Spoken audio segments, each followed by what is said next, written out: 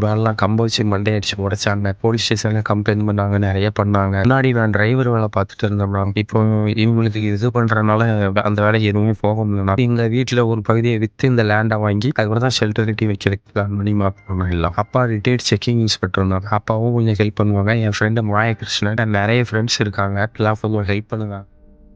அண்ணா உங்கள் பேர் என்ன, நீங்கள் என்ன பண்ணுறீங்கண்ணா? என் பேர் கோமதி சங்கர். நான் ரோட்ல அடிபட்டு இருக்க நாய், பூனை, பேட்ஸ் இந்த மாதிரி ரெஸ்கியூ பண்ணி திருப்பி சரியானோன்னா அதோட இடத்துல திருப்பி விட்டுருவோம். சரியாகியும் திருப்பி அதாவது ஊனமற்ற நாய், கண் பார்வை இழந்த நாயெல்லாம் ஷெல்டரில் வச்சு பராமரிச்சுட்டு வரோம். எப்போதுல என்ன பண்ணுறீங்க?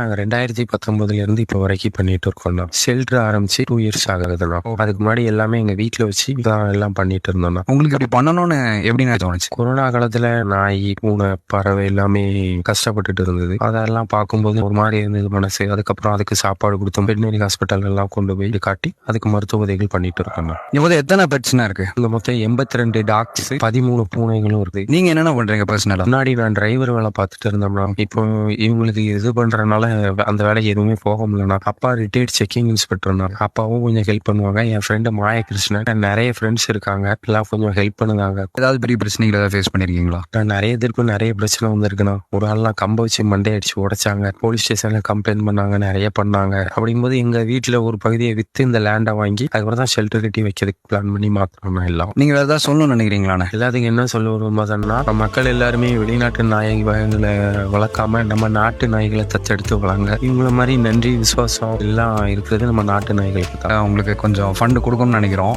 இன்னும் ஒரு 5000 rupees இருக்கு. வீடியோ பார்க்குறவங்க சுற்றி இருக்க ஃப்ரெண்ட்ஸ் எல்லாருமே சப்போர்ட் பண்ணுவாங்க.